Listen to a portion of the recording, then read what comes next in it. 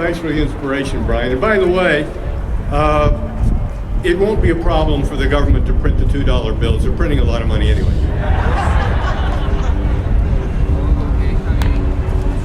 I am very proud to introduce the man who's just been named the American Legion's Legislator of the Year. He represents the 70th Assembly District of the state of California with more than 500,000 constituents. More important than that, in 2010, he'll be the conservative candidate for the United States Senate seat currently occupied by Barbara Boxer.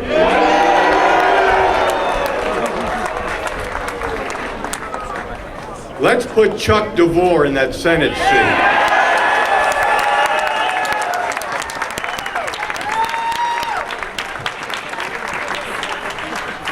As a retired Army Guard Lieutenant Colonel, I have a bit of a bone to pick with Teresa Hernandez. You know, I don't think much of my Navy colleagues, but when she said that the politicians have been spending money like drunken sailors, ladies and gentlemen, that is an insult to drunken sailors all over the world.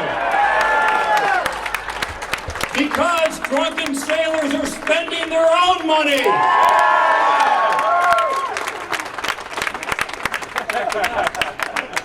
Now, it is true that I am from the government, and I am here to help you. Ronald Reagan said that those were the 9 most terrifying words in the English language, and I think that's still true today. Absolutely, it's true. Let me ask by show of hands, how many of you have not yet filed your taxes? All right, now look around, everybody. These are potential cabinet nominees for the new president.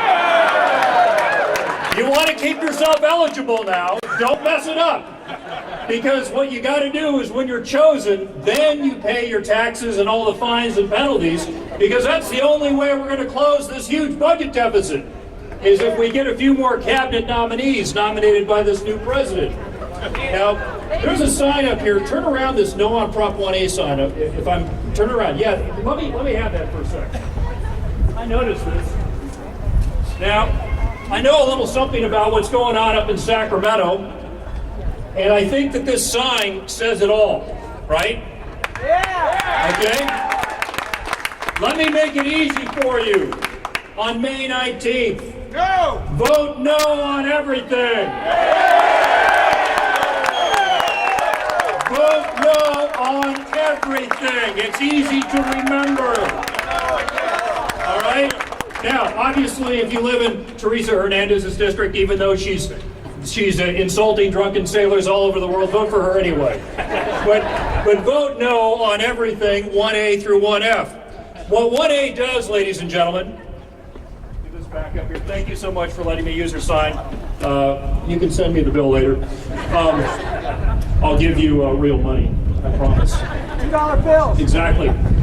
What's going on with Prop 1A through 1F is if you vote yes on Prop 1A, you are not getting a spending cap. What you're getting is a very weak, loophole-ridden budget mechanism. All it does is kind of level out spending year to year. The fact is it was written to encourage tax hikes. Because if you hike taxes, you can spend more money under Proposition 1A. If, on the other hand, we get smart and we reduce taxes to encourage hard work and savings and prudent risk-taking, if you reduce taxes according to Prop 1A, you got to reduce spending. So it's actually a built-in mechanism to prevent doing the right thing. We need to vote no on 1A through 1F. Now, I'm happy and at the same time a little sad to say that I'm one of 3 Republicans that voted against what became 1A. But many, if not most of my colleagues have now had a bit of buyer's remorse and are now opposing Prop 1A. And sadly, the way they run things up in Sacramento, when we had the vote on taxes, it was 6:30 in the morning, after we'd already been up for 24 hours. I was the only one in the assembly that spoke against the tax increase. And that's sad. It really is. That it's come to that in Sacramento.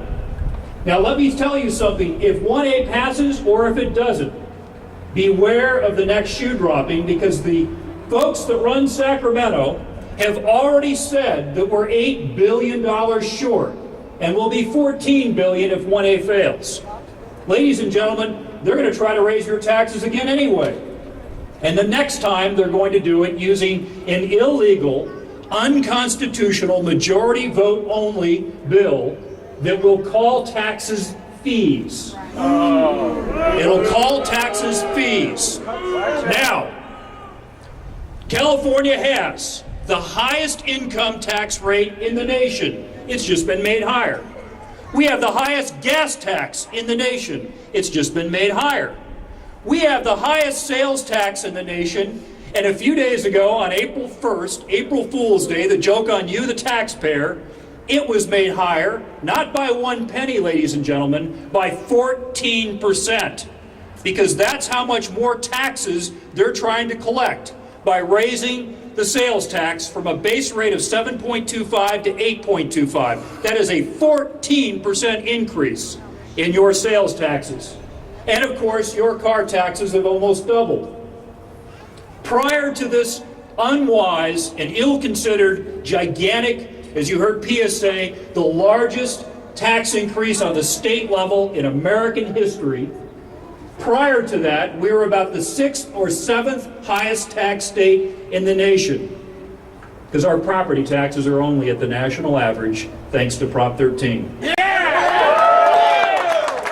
After this tax increase, we're number 1 or 2 in the nation. I'm not quite sure, because a few other states are being foolish enough to be considering to raise their taxes right now as well. So we're number 1 or 2. You know the last time that California was in the top 3?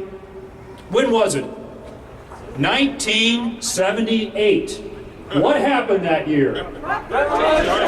Proposition 13. You all had enough. Now, do you need to sit around and wait for a bunch of politicians to tell you what to do? No! Do you need to sit around and wait for, let's say, lobbyists or special interests to tell you what to do? No! Now, in California, do you have the power, as the people of the state of California, to put measures on the ballot for you to vote on? Yes!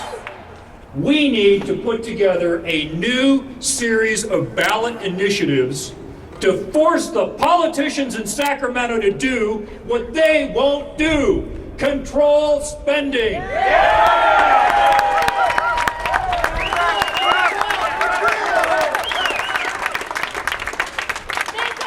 Today and on April 15th, when all the rest of you in this crowd will no longer be eligible to be in Obama's cabinet. How do you know? Some of you may file for extensions. Okay, all right, very well. I'm not going to suggest that any of you will have the IRS come after you. On that day, it's going to be very apparent to the politicians in the state of California that you are in command and that you are in charge and deserve respect, because you're going to be back in the driver's seat, and we're going to fix this problem, and we're going to get control of Sacramento's spending addiction. And then once we do that, God willing, in November 2010, I'm going to go to Washington, D.C. and try to control the spending addiction in the nation's capital.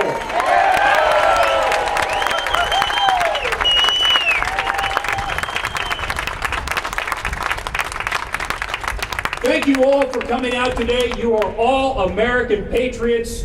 You are the reason why people like me keep going and keep the faith. Thank you so much for being here. Out of the park. Excellent, excellent. I just want to thank... Don't leave. Don't leave. It's the most important man here. I just want to thank Chuck for that and say, let's put Chuck Devore in the United States Senate. All right. Thank you, Basil Hoffman. Thank you, Chuck Devore. Thank you, everybody. That concludes this part of the Tea Party.